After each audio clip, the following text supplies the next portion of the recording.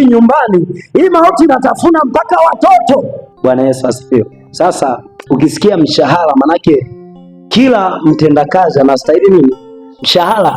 Kwa mshahara manake ni malipo halali ya mtu kwa kadiri ya kitu alichokitenda. Wewe niwaambie nisiwaambie, lakini mshahara uko pale. Sasa Mungu alipoona kwamba hao wanadamu sasa, huu mshahara wa dhambi ambao ni mauti utawamaliza wote, akamleta Yesu Kristo, ambaye yeye alikubali kufa msalabani kwa ajili ya dhambi zetu. Kwa hiyo kwa dhambi ambazo sisi wanadamu tulizifanya, mababu zetu, mababu wa mababu, lakini sio dhambi tu za wanadamu.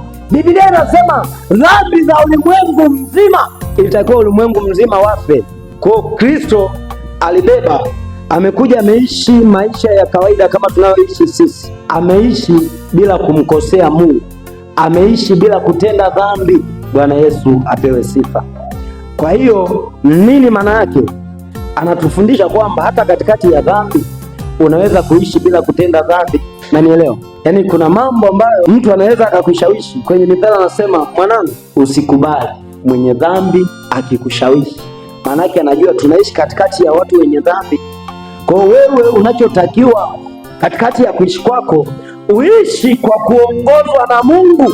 Ukiishi kwa kuongozwa na Mungu, maana yake utamsikiliza Mungu. Mwimbaji mmoja aliimba kusema, msikilize Mungu. Wasikilizaji wa nyimbo mtakuwa mnakumbuka hiki kitu. Kaimba, msikilize Mungu, sikia sauti yake. Sauti ya Mungu tunaipata kwenye Biblia, tunaipata kwenye mahubiri, tunaipata kwenye mafundisho tunayopokea mara kwa mara. Wewe uyaishi hayo, wewe uyafuatilie hayo, uyafuate hayo. Kwa hayo utaishi. Utakutana na watu mtaani watakwambia utakufa, lakini ukirudi kwenye maandiko yanasema sitakufa bali nitaishi ili niyasimulie matendo ya Bwana. Kwa umelisikiliza neno linavyosema, hata kama wanasema kuna kifo, wewe unaambia Bwana wangu naye mtegemea ameniambia sitakufa. Wapo walioandikiwa kufa, lakini sio mimi. Sio kila tangazo unalolisikia huko linawahusu wote. Kuna wengine tunatangaziwa mambo kupitia neno.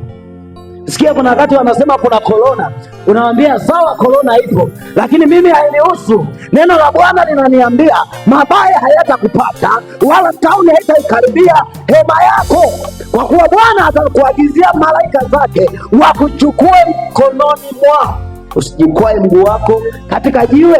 Zaburi ya 91 ukianzia mstari wa 10. Bwana Yesu asifiwe. Kwa hiyo tuishi kwa kufuata nini? Neno, kwa kulisikiliza neno linasemaje kutuhusu. Sasa nikirudi kwenye ile point ambayo nilikuwa naizungumzia, habari ya ubaya wa dhambi, ameletwa Yesu akaifia dhambi pale msalabani. Kwa alipoifia dhambi, kitu ambacho kiliachiliwa kinaitwa neema. Bwana Yesu asifiwe.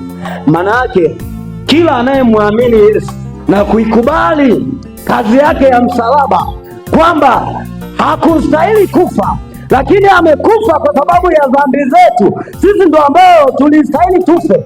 Anayeamini na kunyenyekea na kujiweka mbali na dhambi na kuona kwamba nikitenda dhambi ninamrudisha tena Yesu msalabani, manake huyu tunaita ameokoka.